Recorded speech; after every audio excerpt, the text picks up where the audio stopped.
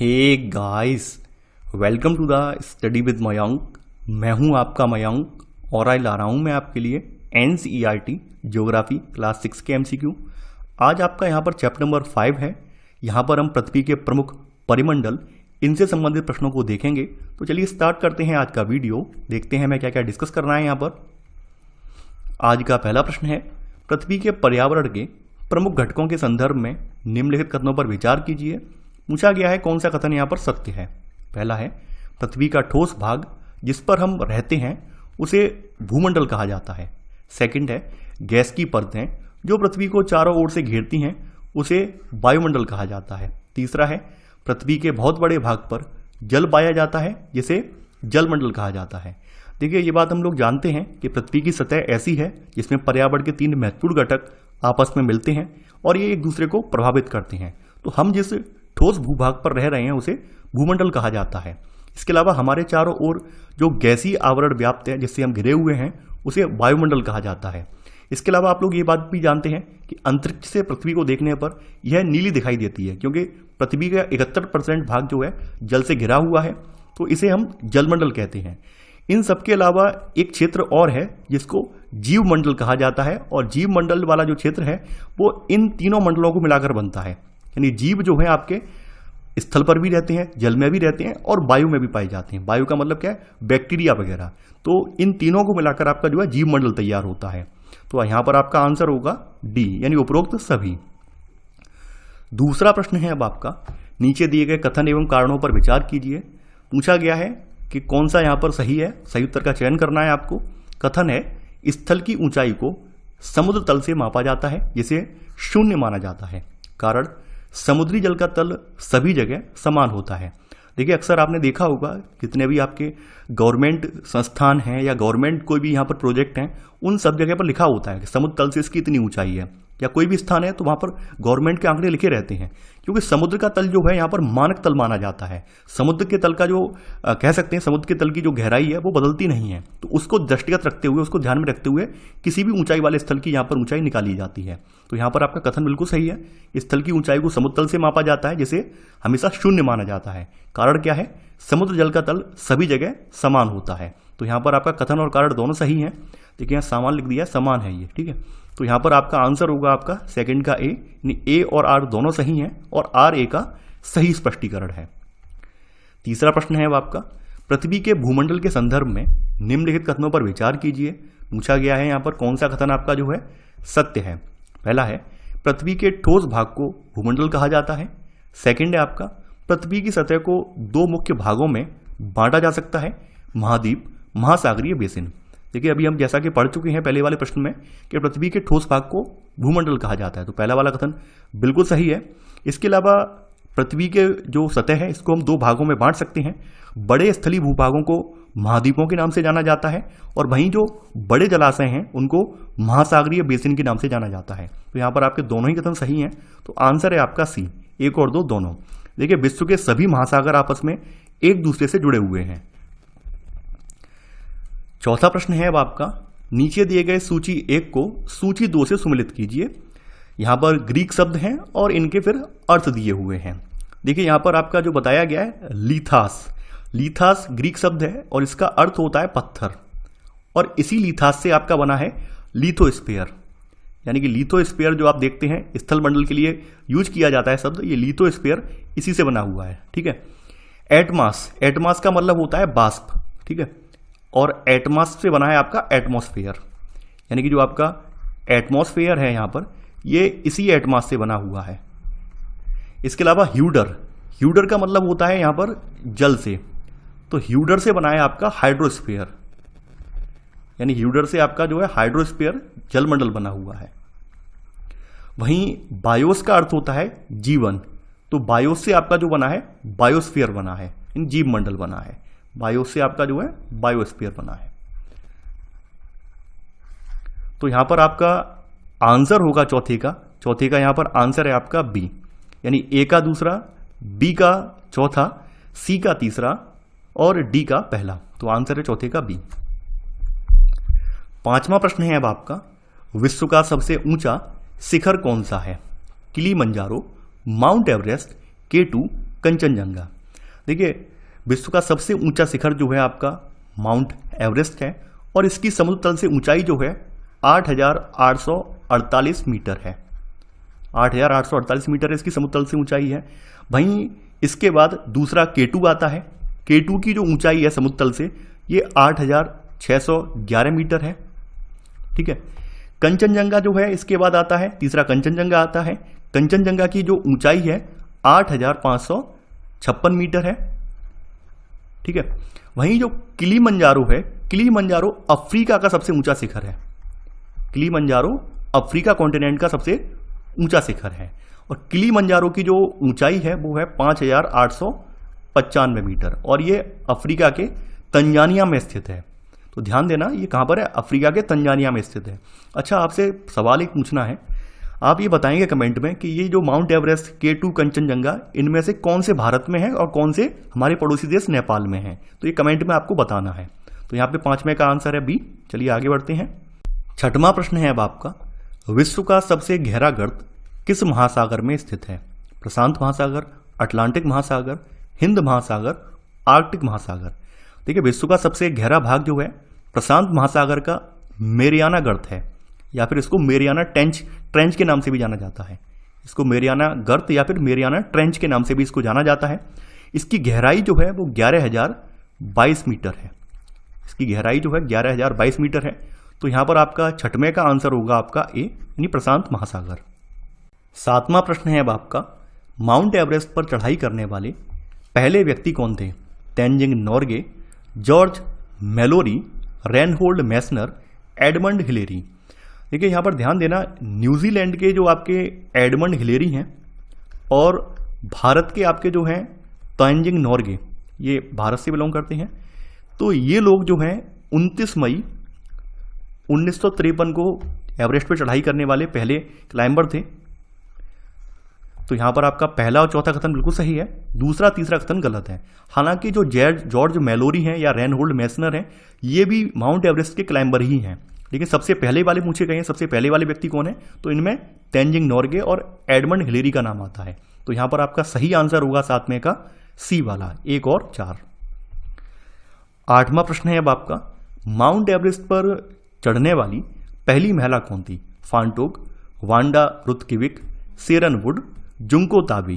देखिए यहाँ पर जापान की जो महिला है जुंको ताबेई, तो ये एवरेस्ट पर चढ़ाई करने वाली आपकी पहली महिला थी। इन्होंने 16 मई 1975 को, यानी इन्होंने 16 मई 1975 को एवरेस्ट पर कदम रखा था। तो यहां पर आपका सही आंसर होगा 8वें का डी, जुंको ताबेई। 9वां प्रश्न है अब आपका, माउंट एवरेस्ट पर चढ़ने वाली भारत की पहली महिला कौन थी? संतोष यादव, बछेंद्री पाल, सुमन कुटियाल, राधा देवी ठाकुर। देखिए बछेंद्री पाल जो है भारत की पहली महिला हैं जिन्होंने माउंट एवरेस्ट पर चढ़ाई की है और ये भी 23 मई और 1984 को इन्होंने जो है पहली बार जो है एवरेस्ट पर फतेह हासिल की थी। इसके अलावा आप ये जो नाम देख रहे हैं संतोष यादव का, सुमन का, राधा देवी का, ये सभी भारत की महिलाएं हैं जिन्होंने एवरेस्ट पर फतेह हासिल की है, यानी ये सभी क्लाइंबर ही हैं। लेकिन यहाँ पर चूंकि पूछी गई है भारत की पहली महिला कौन थी, तो पहली महिला आपकी जो है बछेंद्री पाल थी। तो यहाँ 9वें का आंसर है आपका बी वाला। 10वां प्रश्न है अब आपका, पृथ्वी के महाद्वीपों का आकार के अनुसार सही क्रम कौन सा है? एशिया, अफ्रीका, यूरोप, उत्तरी अमेरिका, दक्षिणी अमेरिका।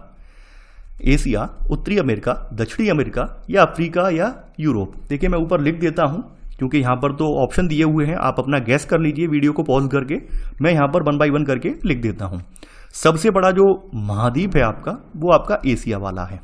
इसके बाद आपका जो आता है वो आता है अफ्रीका आता है। ठीक है, एशिया के बाद अफ्रीका। इसके बाद आपका जो महाद्वीप आता है वो NA लिख दे रहा हूं, NA का मतलब नॉर्थ अमेरिका आता है, उत्तरी अमेरिका आता है। इसके बाद आपका ऐसे यानी साउथ अमेरिका आता है, यानी दक्षिणी अमेरिका आता है। उसके बाद आपका जो आता है वो आता है अंटार्कटिका। अंटार्कटिका आता है। इसके बाद आपका जो है यूरोप आता है और फिर आपका लास्ट में जो आता है ऑस्ट्रेलिया आता है। ठीक है, तो यहां पर आपका जो सही आंसर है 10वें का सी, यानी एशिया के बाद अफ्रीका के बाद उत्तरी अमेरिका, दक्षिणी अमेरिका और यूरोप। यहां पर अगर आप बाद बाकी 2 महाद्वीप और बचे हुए हैं, उनको भी अगर ऐड करें तो यूरोप से पहले अंटार्कटिका आ जाएगा और यूरोप के बाद ऑस्ट्रेलिया आ जाएगा। तो यहाँ 10वें का आंसर है आपका सी वाला। 11वां प्रश्न है अब आपका, एशिया तथा यूरोप को अलग करने वाली स्थलीय संरचना में शामिल हैं यूराल पर्वत, कॉकेशस पर्वत, यूराल नदी। देखिए, यूरोप और एशिया वास्तव में एक ही भूभाग के रूप में दिखाई पड़ते हैं, जो सिर्फ यूराल पर्वत और यूराल नदी के द्वारा एक दूसरे से अलग होते हैं। पर व्यवहारिक रूप से यूरोप और एशिया को 2 अलग अलग महाद्वीप ही समझा जाता है। यूरोप और एशिया के संयुक्त भाग को आप लोग जानते हैं, इसको यूरेशिया नाम से जाना जाता है। यूरोप और एशिया के संयुक्त भाग को यूरेशिया कहा जाता है। तो यहां पर आपका सही आंसर है 11वें का बी, केवल 1 और 3। 12वां प्रश्न है अब आपका, स्थलीय भूभागों के संदर्भ में निम्नलिखित कथनों पर विचार कीजिए। पूछा गया है कौन सा कथन यहां पर सत्य है। पहला है, विश्व के सभी महासागर आपस में एक दूसरे से जुड़े हुए हैं। अगला है, विश्व के सभी महाद्वीप आपस में एक दूसरे से जुड़े हुए हैं। देखिए, जैसा कि अभी मैंने आपको पहले बताया था, शायद पहले या दूसरे प्रश्न में मैंने बताया था कि विश्व के सभी महासागर अपने में आपस में जुड़े हुए हैं। ये वाला कथन बिल्कुल सही है। हालांकि विश्व के सभी महाद्वीप आपस में जुड़े हुए नहीं हैं। जैसे आप देख सकते हैं, एशिया और यूरोप जुड़ा हुआ है, अफ्रीका वाला भी जुड़ा हुआ है, लेकिन बाद बाकी जो आपके बचे हुए महाद्वीप हैं, जैसे उत्तरी अमेरिका, दक्षिणी अमेरिका, ये आपस में जुड़े हुए हैं। आपका अंटार्कटिका अलग है बिल्कुल, ऑस्ट्रेलिया वाला बिल्कुल अलग है। तो यहाँ पर विश्व के सभी महाद्वीप आपस में एक दूसरे से नहीं जुड़े हुए हैं। हालांकि आपके जितने सागर हैं वो सभी आपस में जुड़े हुए हैं। तो 12वें का आपका आंसर होगा आपका केवल ए, यानी केवल 1। देख लीजिए आप, यानी आप देख पा रहे हैं, ये वाली देख रहे हैं आप, ये जो आपके महाद्वीप हैं, 3 महाद्वीप जो हैं ये आपके जुड़े हुए हैं। इधर आपके ये 2 महाद्वीप हैं, ये जुड़े हुए हैं इधर, ठीक है। इधर आपका ये वाला पोर्शन ऑस्ट्रेलिया का अलग है, अंटार्कटिका वाला अलग है, आप देख पा रहे हैं। 13वां प्रश्न है अब आपका, नीचे दिए गए सूची 1 को सूची 2 से सुमेलित कीजिए। यहां पर एक तरफ पर्वत दिए हुए हैं और दूसरी तरफ इनके जो हैं यहां पर बताया गया है कि कहां कहां कौन से महाद्वीप पर ये स्थित हैं, ये बताया गया है। सबसे पहले रॉकीज की बात कर लेते हैं। देखिए, रॉकीज जो है आपका, ये उत्तरी अमेरिका का पर्वत है, यानी ये उत्तर अमेरिका में स्थित है। रॉकीज उत्तर से दक्षिण पर्वतमालाएं फैली हुई है। वहीं जो एंडीज पर्वत जो है आपका, ये दक्षिण अमेरिका में स्थित है। इसके अलावा जो ड्रैकेंसबर्ग पर्वत है, ये आपके दक्षिण अफ्रीका में स्थित है, दक्षिण अफ्रीका के भाग में स्थित है ड्रैकेंसबर्ग। यहां पर आपका जो ग्रेट डिवाइडिंग रेंज है, ग्रेट डिवाइडिंग रेंज आपके ऑस्ट्रेलिया के पूर्व में स्थित है। ऑस्ट्रेलिया जो आपका ऑस्ट्रेलिया वाला इस तरह से कॉन्टिनेंट बन जाता है, इसके इस साइड में स्थित है, पूर्व की तरफ स्थित है ग्रेट डिवाइडिंग रेंज। तो यहां पर आपका सही आंसर जो होगा 13वें का, यानी कि ए का तीसरा, बी का चौथा, सी का दूसरा और डी का पहला। तो 13वें का आंसर होगा आपका डी वाला।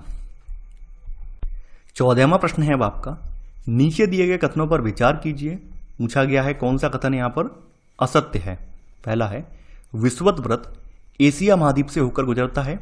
सेकंड है, आर्कटिक व्रत यूरोप महाद्वीप से होकर गुजरता है। देखिए, बात करें विषुवत व्रत की, तो 0 डिग्री जो अक्षांश है, ठीक है, इसको विषुवत व्रत भूमध्य रेखा या इक्वेटर लाइन कहा जाता है। और एशिया के जो दक्षिण पूर्व एशियाई वाले देश हैं, यानी कि जो आपके साउथ ईस्ट वाले जो आपके एशियाई कंट्री हैं, यहां से होकर आपकी जो है इक्वेटर लाइन गुजरती है। अगर आप मैप में देखेंगे या फिर आपके पास ऑक्सफोर्ड एटलस है उसमें देखेंगे, तो आपके दक्षिण पूर्व एशियाई देशों से होकर आपकी इक्वेटर लाइन गुजरती है। इसके अलावा ऊपर की तरफ आप देखेंगे तो ऊपर तो आप कर्क रेखा पाएंगे ही पाएंगे। भारत के 8 राज्यों से होकर आपकी कर्क रेखा भी गुजरती है, आप ये पढ़ चुके हैं पहले ही। आर्कटिक व्रत का मतलब ये है 66.5 डिग्री जो आपका जो नॉर्थ वाला जो व्रत है, 66.5 डिग्री जो नॉर्थ वाला व्रत है, जिसको आर्कटिक व्रत कहा जाता है, ये आपके यूरोप महाद्वीप से होकर गुजरता है। तो यहाँ पर आपके पहला और दूसरा कथन दोनों ही कथन आपके सही हैं।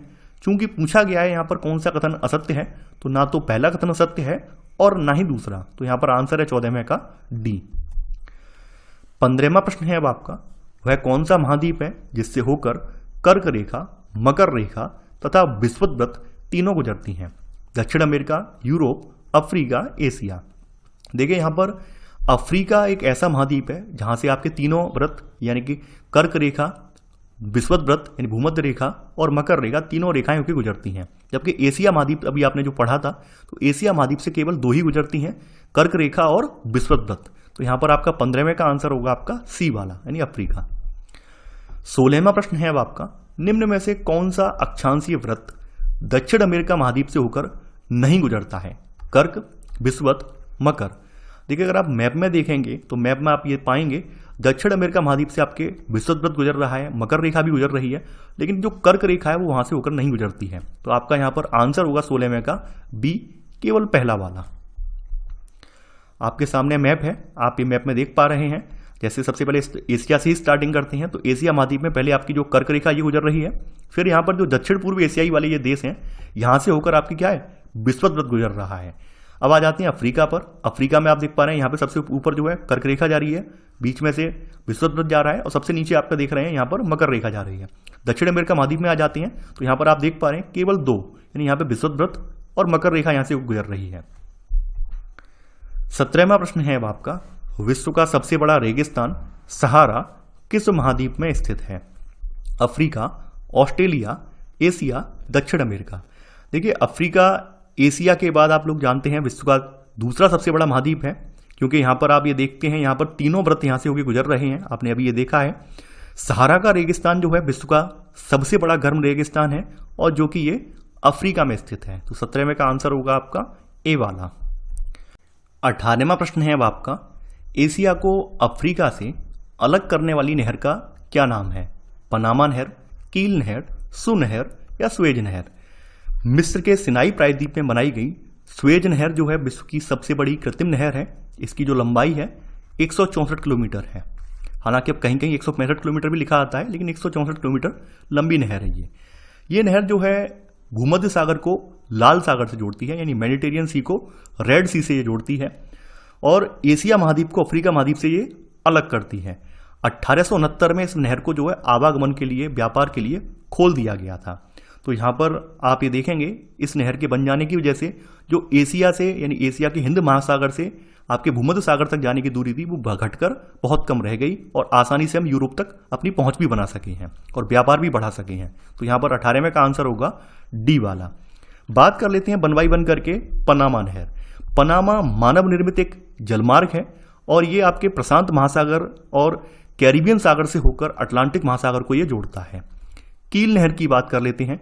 कील नहर जो है आपकी ये उत्तरी सागर को बाल्टिक सागर से जोड़ती है। सू नहर जो है, सू नहर आपकी उत्तरी अमेरिका की 2 बड़ी झीलें हैं, सुपीरियर और ह्यूरन झीलों, इन दोनों झीलों को जोड़ती है। यानी सू नहर जो है आपकी अमेरिका की 2 बड़ी झीलें हैं, 5 झीलों का जो समूह है उनकी 2 बड़ी झीलें हैं, सुपीरियर और ह्यूरन, इन दोनों झीलों को जोड़ती है। तो यहां पर आपका सही आंसर है 18वें का डी वाला स्वेज नहर। 19वां प्रश्न है अब आपका, उत्तरी अमेरिका तथा दक्षिणी अमेरिका महाद्वीप किस देश में मिलते हैं? Costa Rica, Nicaragua, Panama, Honduras. देखिए ये दोनों जो महाद्वीप हैं उत्तरी अमेरिका और दक्षिणी अमेरिका, ये पनामा देश की जो पूर्वी सीमा है, तो इस पूर्वी सीमा में एक सक्रिय स्थल के द्वारा जुड़े हुए हैं, यानी ये एक सक्रिय स्थल संधि है जो कि इन दोनों महाद्वीपों को जोड़ती है। हालांकि बाद में चूंकि प्रशांत महासागर और अटलांटिक ओशियन के बीच दूरी ज़्यादा पड़ रही थी, तो इस वजह से इस दूरी को घटाने के लिए पनामा में एक कैनाल बनाई गई जिसको पनामा नहर के नाम से जाना जाता है। और इसकी वजह से आप देख पाते हैं कि पनामा नहर की वजह से जो प्रशांत महासागर है और अटलांटिक ओशियन की जो दूरी है वो घटकर बहुत कम रह गई है। तो यहाँ पर आपका सही आंसर है 19वें का सी। तो कभी भी कंफ्यूज मत हो जाना, उत्तरी अमेरिका और दक्षिणी अमेरिका की बात आए तो आप ये मत लगा देना कि पनामा नहर से जुड़े हुए हैं, नहीं, ये स्थल संधि से जुड़े हुए हैं। तो यहाँ 19वें का आंसर है आपका सी वाला। 20वां प्रश्न है अब आपका, दक्षिण अमेरिका महाद्वीप के संदर्भ में नीचे दिए गए कथनों पर विचार कीजिए। पूछा गया है कौन सा कथन यहाँ पर असत्य है, यानी गलत कौन सा है। पहला है दक्षिण अमेरिका महाद्वीप इस महाद्वीप के पूर्व में प्रशांत महासागर तथा पश्चिम में अटलांटिक महासागर है। सेकंड है विश्व की सबसे लंबी पर्वत श्रृंखला एंडीज इसके पूर्व से लेकर पश्चिम की ओर फैली है। अगला है इस महाद्वीप में विश्व की सबसे बड़ी अपवाह क्षेत्र वाली नदी अमेजन बहती है। देखिए बात करें आपका दक्षिण अमेरिका महाद्वीप की, तो दक्षिण अमेरिका महाद्वीप जो है इसका अधिकांश भाग जो है दक्षिणी गोलार्ध में स्थित है। यहाँ पर आप ये देखेंगे कि इसके पूर्व में नहीं है बल्कि पश्चिम में, पूर्व में इसके जो है, यानी इसके पूर्व में जो है अटलांटिक महासागर स्थित है। इसके पूर्व में आपका अटलांटिक आ जाता है, और इसके पश्चिम में जो है आपका क्या आ जाता है, यानी इसके पश्चिम में जो आपका जो है प्रशांत आ जाता है। तो उस हिसाब से आपका ये वाला जो पहला वाला स्टेटमेंट है ये गलत हो जाएगा। वहीं विश्व की जो सबसे लंबी पर्वत श्रृंखला है इसको एंडीज कहते हैं, यहाँ लिखा हुआ है पूर्व से लेकर पश्चिम तक, नहीं, ये उत्तर से दक्षिण तक फैली हुई है, उत्तर से दक्षिण तक, ना कि पूर्व से पश्चिम तक। तो यहाँ पर आपका सेकंड वाला कथन भी गलत हो जाएगा। यानी विश्व की सबसे बड़ी पर्वत श्रृंखला जो कि एंडीज पर्वत श्रृंखला है, ये उत्तर से दक्षिण की ओर इसमें फैली हुई है। इस महाद्वीप में विश्व का सबसे बड़ी अपवाह क्षेत्र वाली नदी अमेजन भी बहती है। तो यहाँ पर आपका 20वें का आंसर तीसरा वाला जो आपका कथन है वो बिल्कुल सही है। चूंकि यहाँ पर पूछा गया है कौन सा कथन असत्य है, केवल पहला दूसरा कथन असत्य है, तो 20वें का आंसर होगा आपका ए, केवल 1 और 2। 21वां प्रश्न है अब आपका, निम्न में से किस महाद्वीप को द्वीपीय महाद्वीप कहते हैं? यूरोप, ऑस्ट्रेलिया, अंटार्कटिका या फिर उत्तरी अमेरिका। देखिए यहाँ पर ऑस्ट्रेलिया जो है विश्व का सबसे छोटा महाद्वीप है, जो कि पूरी तरह से कहाँ पर है, जो आपका दक्षिणी गोलार्ध है, दक्षिणी गोलार्ध में ये स्थित है। यानी जो आपका दक्षिणी गोलार्ध है, दक्षिणी गोलार्ध में स्थित है। और ये महाद्वीप जो है पूरी तरह से आप देखेंगे समुद्र से घिरा हुआ है, जल से घिरा हुआ है, चारों ओर से महासागरों समुद्रों से घिरा है, इसलिए इसे द्वीपीय महाद्वीप कहा जाता है। तो यहाँ पर 21वें का आंसर है आपका बी वाला। 22वां प्रश्न है अब आपका, अंटार्कटिका महाद्वीप के संदर्भ में निम्नलिखित कथनों पर विचार कीजिए। पूछा गया है कौन सा कथन यहाँ पर सत्य है। पहला है, इसका क्षेत्रफल यूरोप और ऑस्ट्रेलिया के सम्मिलित क्षेत्रफल से अधिक है। सेकंड है, दक्षिण ध्रुव इस महाद्वीप के पश्चिमी किनारे पर स्थित है। थर्ड है, यहां किसी भी प्रकार का स्थायी मानव निवास नहीं है। चौथा है, भारत के शोध संस्थान मैत्री तथा दक्षिण गंगोत्री यहां हैं। देखिए अगर बात की जाए आपके अंटार्कटिका की, तो अगर आप क्रम से देखेंगे, क्रम से अगर आप देखें यानी आकार के आधार पर ये 5वें नंबर का महाद्वीप है। इसके बाद यूरोप आता है, फिर आपका ऑस्ट्रेलिया आता है। अगर हम यहाँ पर इसके क्षेत्रफल की बात करें तो यहाँ लिखा हुआ है यूरोप और ऑस्ट्रेलिया के सम्मिलित क्षेत्रफल से अधिक है। नहीं, इनके अगर यानी यूरोप और ऑस्ट्रेलिया के क्षेत्रफल को अगर हम जोड़ देंगे तो इनका क्षेत्रफल ज़्यादा हो जाएगा। तो यहाँ पर आपका पहला वाला कथन गलत हो जाएगा। वहीं बात करें दक्षिणी ध्रुव की, यानी जो आपका साउथ पोल है, ये इस महाद्वीप के जो है मध्य में स्थित है, पश्चिमी किनारे पर नहीं है, बल्कि बिल्कुल सेंटर में स्थित है, मध्य में स्थित है। तो यहाँ पर आपका सेकंड वाला कथन भी गलत हो जाएगा। ध्यान देने वाली बात यह है, चूंकि ये साउथ पोल जो है इसके मध्य में स्थित है, तो पूरी तरह से ये बर्फ से ढका रहता है। यहाँ पर किसी प्रकार की कोई भी आप देखेंगे खाने योग्य वनस्पति नहीं उगती है, चारों तरफ बर्फ की मोटी जो है चादर जमी हुई है। इस वजह से यहाँ पर किसी प्रकार का स्थायी निवास नहीं है। तो यहाँ पर आपका तीसरा वाला कथन बिल्कुल सही है। हालांकि यहाँ पर दुनिया के विभिन्न देशों ने अपने अपने शोध संस्थान खोल रखे हैं, तो इसी क्रम में भारत ने भी अपने मैत्री और दक्षिण गंगोत्री संस्थान यहाँ पर स्थापित किए हैं। यहाँ पर आपका चौथा वाला कथन भी आपका सही है। पूछा गया है कौन सा कथन यहाँ पर सत्य है, तो 22वें का आपका सी वाला सत्य है, केवल 3 और 4। 23वां प्रश्न है अब आपका, जलमंडल में जल की कौन कौन सी अवस्थाओं को सम्मिलित किया जाता है? जल, बर्फ, जल वाष्प, उपरोक्त सभी। देखिए जैसा कि हम लोग जानते हैं पृथ्वी को नीला ग्रह कहते हैं। इसका 71% भाग जो है जल से घिरा हुआ है और 29% भाग केवल इसका क्या है, स्थल के रूप में है। जलमंडल में जल की सभी रूप उपस्थित हैं। इसमें महासागरों, नदियों, झीलों, हिमनदियों, भूमिगत जल या वायुमंडल की जलवाष्प भी इसमें सम्मिलित है। तो यहां पर आपका आंसर होगा आपका 23 का डी वाला। 24वां प्रश्न है अब आपका, पृथ्वी पर पाए जाने वाले जल के संदर्भ में निम्नलिखित कथनों पर विचार कीजिए। पूछा गया है कौन सा कथन यहां पर सत्य है। पहला है, अलवणीय जल का 97% से अधिक भाग महासागरों में पाया जाता है। सेकंड, शेष जल का बहुत बड़ा भाग बर्फ की परतों एवं हिमनदियों तथा भूमिगत जल के रूप में पाया जाता है। देखिए यहां पर ध्यान देना, यहां पर ये छोटे छोटे शब्द जो हैं आपके प्रश्न को गलत करवा देते हैं। ये अलवणीय नहीं है बल्कि लवणीय जल है, यानी कि ये आपका जो समुद्र का जल जो होता है खारा होता है और ये लवणीय जल बोला जाता है। जबकि आपका जो नदियों का जल है, भूमिगत जल है, ये आपका जो मीठा पानी होता है, अलवणीय जल होता है। तो आप ये देखेंगे पृथ्वी पर पाए जाने वाले जल का 97% जो है आपका इससे ज़्यादा अधिक महासागरों में पाया जाता है। चूंकि ये इतना ज़्यादा खारा है कि हम इसको उपयोग नहीं कर सकते हैं। तो यहाँ पर आपका पहला वाला कथन गलत हो जाएगा। गलत होने का कारण यहाँ पे बता दिया है, अलवणीय लगा हुआ है, जबकि ये लवणीय है। वहीं आपका जो साफ पानी है, स्वच्छ जल जिसको हम बोलते हैं, तो शेष जल का ये बहुत सीमित भाग है, 3% से कम भाग है ये, जो कि पीने योग्य है। और ये आपका जो है हिमनदियों यानी कि बर्फ की परतों के रूप में, हिमनदियों के रूप में और भूमिगत जल के रूप में ये पाया जाता है। तो सेकंड वाला कथन ही सही है। तभी आप देखते होंगे कि पृथ्वी का इतना बड़ा भाग जल से घिरा होने के बावजूद भी हमारे यहाँ जल की किल्लत बनी रहती है। उसका कारण आपका पहला वाला स्टेटमेंट है। तो यहां पर आपका पूछा गया है कौन सा कथन सत्य है। 24 में का आपका बी वाला कथन सत्य है, यानी केवल सेकंड। 25वां प्रश्न है अब आपका, नीचे दिए गए कथन एवं कारणों पर विचार कीजिए। कथन बताया गया है महासागरीय जल हमेशा गतिशील रहता है। कारण दिया हुआ है तरंगें, ज्वार भाटा तथा महासागरीय धाराएं महासागरीय जल की 3 मुख्य गतियां हैं। देखिए यहाँ पर आपने अक्सर देखा होगा जो महासागरीय जल है इसमें संचलन बना रहता है, एकदम उतार चढ़ाव आते रहते हैं। तो कथन यहाँ पे बिल्कुल सही है। कारण बताया गया है तरंगें, ज्वार भाटा क्यों आता है अब आगे के जो हम चैप्टरों में कवर करेंगे, यानी चंद्रमा की वजह से ज्वार भाटा आता है। इसके अलावा जो महासागरीय धाराएं हैं, ठंडी और गर्म धाराएं हैं, ये महासागरीय जल की 3 मुख्य गतियां हैं। तो यहाँ पर आपका कारण भी सही है, यानी यहाँ पर ए और आर दोनों सही हैं और आर ए का यहाँ पर सही स्पष्टीकरण है। तो यहाँ पर आंसर है आपका 25 का ए। 26वां प्रश्न है अब आपका, आकार के आधार पर महासागरों का सही क्रम कौन सा है। प्रशांत महासागर, हिंद महासागर, अटलांटिक महासागर, दक्षिण महासागर, आर्कटिक महासागर। देखिए यहाँ पर अगर आकार के आधार पर देखें तो आकार के आधार पर आपका जो महासागर है वो आता है पहले नंबर पर प्रशांत महासागर आता है, ठीक है। सेकंड नंबर पर जो आपका आता है ये आता है अटलांटिक महासागर आता है। इसके बाद फिर आता है तीसरे नंबर पर आपका जो आता है ये आता है हिंद महासागर आता है। चौथे नंबर पर जो आता है आपका ये दक्षिण महासागर आता है और 5वें नंबर पर आपका जो आता है आर्कटिक महासागर आता है। तो यहाँ पर आपका सही क्रम अगर आप देखेंगे तो सही क्रम है आपका पहले ये वाला क्रम आएगा यानी 1, ठीक है, फिर आएगा तीसरा वाला आएगा 3, फिर आएगा दूसरा वाला आएगा, ठीक है, फिर आएगा चौथा, फिर 5वां। तो यहां पर आपका 26वें का आंसर है आपका सी वाला। 27वां प्रश्न है अब आपका, निम्नलिखित विशेषताएं किस महासागर से संबंधित हैं।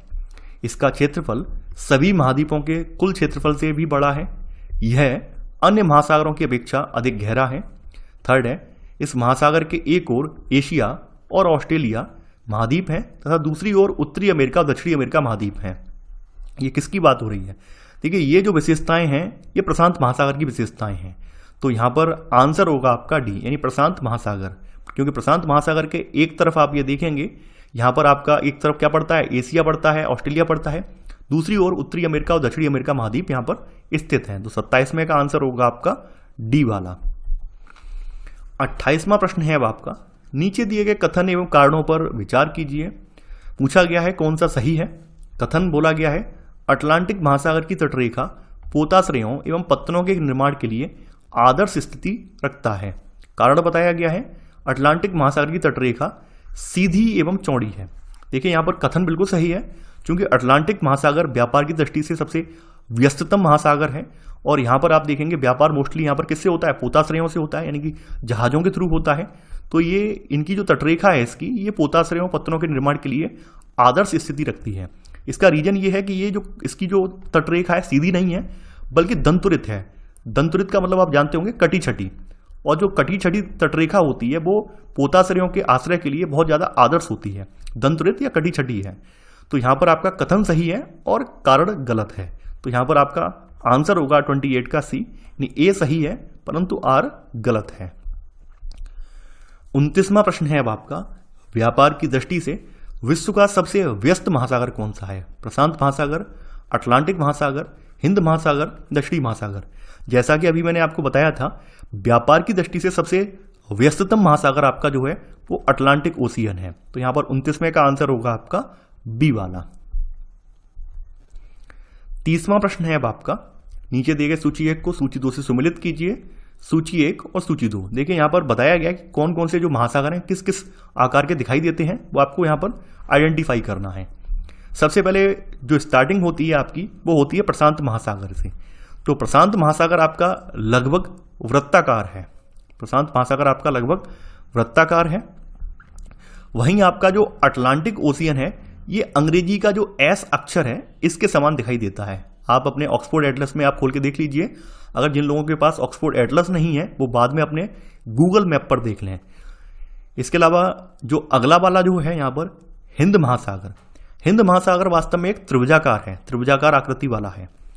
वहीं जो आपका अगला महासागर आपका जो पड़ता है ये है आर्कटिक महासागर। तो आर्कटिक महासागर उत्तर ध्रुव के चारों ओर है।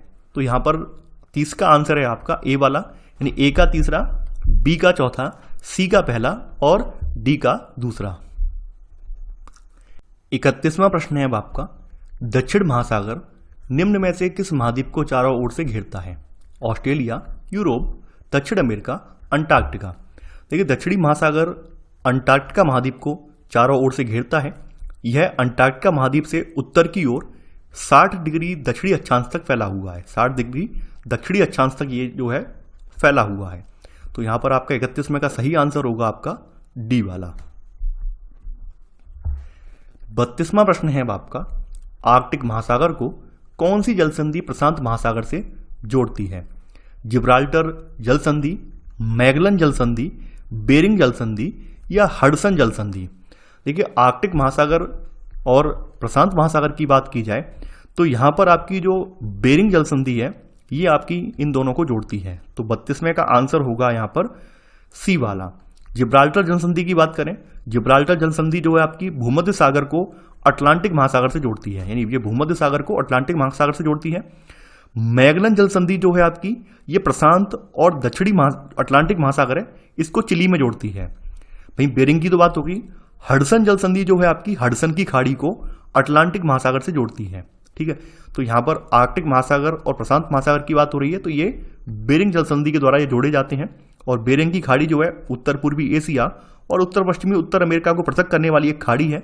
और यह खाड़ी इन दोनों महाद्वीपों को लगभग 800 किलोमीटर के समुद्री फैलाव से जोड़ती है। उत्तरी प्रशांत महासागर को बेरिंग सागर से ये अलग करती है। तो यहां पर 32वें का आंसर है आपका सी वाला। 33वां प्रश्न है अब आपका, जैव मंडल के अंतर्गत कौन कौन से परिमंडल शामिल हैं? स्थल मंडल एवं जलमंडल, जल मंडल एवं वायुमंडल, स्थल मंडल एवं वायुमंडल, स्थल मंडल, जल मंडल एवं वायुमंडल।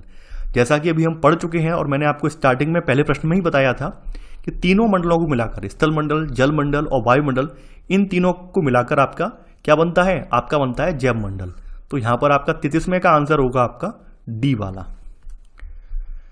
34वां प्रश्न है अब आपका, वायुमंडलीय गैसों के संदर्भ में निम्नलिखित कथनों पर विचार कीजिए। पूछा गया है कौन सा कथन है आपका सत्य है? वायुमंडल में उपस्थित नाइट्रोजन गैस सभी प्रकार के जीवधारियों की वृद्धि में सहायक होती है। अगला है, कार्बन डाइऑक्साइड गैस पेड़ पौधों की वृद्धि में सहायक होती है। देखिए हमारे वायुमंडल में जो है, हमारा वायुमंडल अगर आप देखेंगे तो हमारे वायुमंडल में दो गैसों का सबसे ज्यादा मिश्रण है, एक तो नाइट्रोजन का और दूसरा जो है ऑक्सीजन का। नाइट्रोजन जो है 78% है वायुमंडल में, वहीं ऑक्सीजन जो है 21% है। बाद बाकी जो अन्य गैसें हैं ये 1% में आ जाती हैं, 1% में आ जाती हैं। यहां पर अगर नाइट्रोजन की बात करें तो नाइट्रोजन जो है प्राणियों में या फिर आप कह सकते हैं सभी प्रकार की जीवधारियों में वृद्धि के लिए सहायक है। तो यहां पर आपका पहला वाला कथन बिल्कुल सही है। वहीं ऑक्सीजन जो है सांस लेने के लिए आवश्यक है, जबकि नाइट्रोजन आप देख लीजिए अभी ये प्राणियों में वृद्धि के लिए आवश्यक है। कार्बन डाइऑक्साइड यद्यपि बहुत कम मात्रा में है, लेकिन यह पृथ्वी के द्वारा छोड़ी गई ऊष्मा को अवशोषित करती है। इसकी वजह से क्या है, जो पृथ्वी है गर्म रहती है, यानी ग्लोबल वार्मिंग के लिए ये गैस जिम्मेदार है। जो आपकी कार्बन डाइऑक्साइड गैस है ये आपके पेड़ पौधों की वृद्धि में ये सहायक होती है। तो यहां पर आपका सेकंड वाला कथन भी सही है। तो 34वें का आंसर होगा आपका सी, एक और दो दोनों। 35वां प्रश्न है अब आपका, वायुमंडलीय परतों का निम्न में से सही क्रम कौन सा है? समताप मंडल, क्षोभ मंडल, मध्य मंडल, आयन मंडल, बहिर्मंडल। देखिए वायुमंडल हमारा जो है, हम लोग जानते हैं हमारी पृथ्वी चारों ओर से गैस की एक परत से घिरी हुई है जिसे हम वायुमंडल कहते हैं। और वायुमंडल 1600 किलोमीटर की ऊंचाई तक फैला हुआ है, 1600 किलोमीटर की ऊंचाई तक फैला हुआ है, ऐसे 1 बाई 1, पहला स्टेज, सेकंड स्टेज, ऐसे करके फैला हुआ है। तो देखिए इसको याद करने की बड़ी एक सिंपल ट्रिक मैं आपको बताता हूं और मैंने कई बार दोहराई भी है। इसके लिए एक कहावत बना लीजिए, छोड़ सब में आया बाहर। यानी आप ये याद कर लीजिए या लिख लीजिए, छोड़ सब में आया बाहर, आया बाहर। ये आप कहीं कॉपी पे लिख लीजिए, सबसे अच्छा याद करने का तरीका है और कभी भी आपका प्रश्न गलत नहीं होगा एग्जाम में। छोड़ से मतलब क्या है, क्षोभ मंडल बन जाता है आपका। सब से मतलब समताप मंडल, मैं से मध्य मंडल, आया से आयन मंडल और बाहर से बहिर्मंडल। तो अब आप खुद आइडेंटिफाई कर लीजिए कौन सा आंसर होगा। आपका आंसर होगा आपका यहां पर बी वाला। 35वें का आंसर है आपका बी वाला। देखिए मैं आपको एक बात और बता देता हूं, मैं अभी इनका डिटेल में इनका यहां पर नहीं बताऊंगा, इनके बारे में डिटेल में यहां पर व्याख्या नहीं करूंगा, क्योंकि आगे हमें ये दोबारा पढ़ाना पड़ेगा और दोबारा वहां पर आप इसे डिटेल में पढ़ेंगे। तो यहां पर जितना दिया हुआ है उतना हम यहां पर केवल पढ़ लेते हैं। यहाँ 35वें का आंसर है आपका बी वाला। 36वां प्रश्न है अब आपका, निम्नलिखित में से कौन सा कथन सही नहीं है, यानी यहां पर आपके 4 स्टेटमेंट कहे गए हैं, इनमें से कोई एक गलत है। पहला है वायुमंडल का घनत्व समुद्री तल पर सबसे कम होता है तथा ऊपर की ओर जाने पर यह बढ़ने लगता है। सेकंड है ऊपर की ओर जाने पर तापमान भी घटता जाता है। थर्ड है आपका वायुमंडल पृथ्वी पर दबाव डालता है, यह एक स्थान से दूसरे स्थान पर अलग अलग होता है। वायु जो है उच्च दाब से निम्न दाब की ओर बहती है और गतिशील वायु जो है इसको पवन कहा जाता है। देखिए यहां पर अगर बात की जाए जो वायुमंडल है तो ऊंचाई के साथ वायुमंडल के घनत्व में भिन्नता आती है।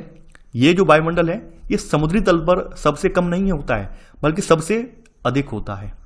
समुद्री तल पर ये सबसे अधिक होता है और जैसे जैसे आप हाइट के अकॉर्डिंग ऊपर बढ़ते जाएंगे तो ऊंचाई बढ़ने पर ये बढ़ने नहीं लगता है बल्कि ये कम होने लगता है, ये घटने लगता है, कम हो जाता है। तो यहां पर आपका पहला स्टेटमेंट गलत हो जाएगा।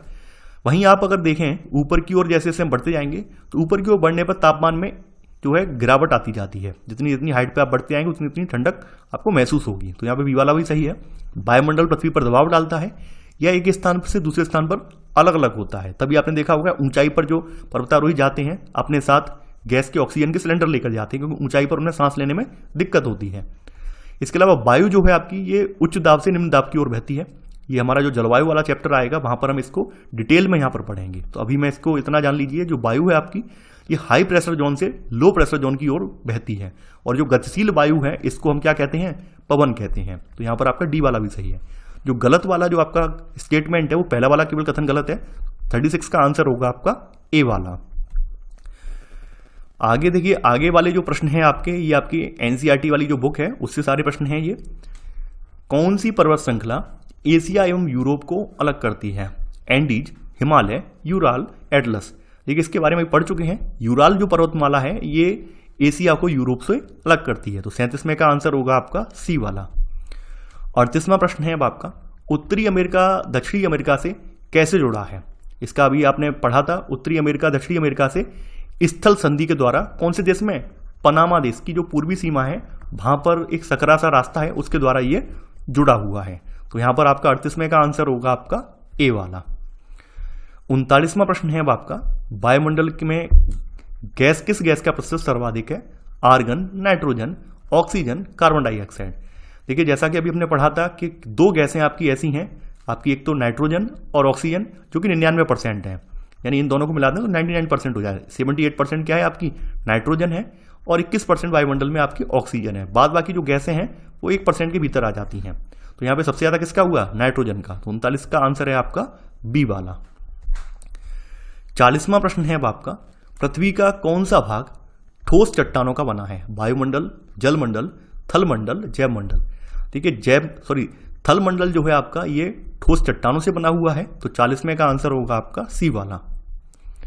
तो ये था हमारा आज का वीडियो। आई होप आप लोग इस वीडियो को लाइक और शेयर करना बिल्कुल ना भूलें और इसके अलावा आप लोग थोड़ा पेशेंस बनाए रखें। देखिए हम लोगों की टीम जो है वो आगे आपका जो एथिक्स वाला लेक्चर बनेगा उस पर काम कर रही है। थोड़ा सा पेशेंस रखें। आपके सामने मैंने उसका पोस्टर भी जारी कर दिया है, उसका कवर पेज भी जारी कर दिया है। अब आप थोड़ा सा धीरज रखें। जब मैंने किसी चीज़ का मैं कवर जारी कर देता हूं टेलीग्राम पर तो वो लेक्चर आना ही आना है, चाहे वो 5 दिन बाद आए, 10 दिन बाद आए, लेकिन आपको जरूर मिलेगा।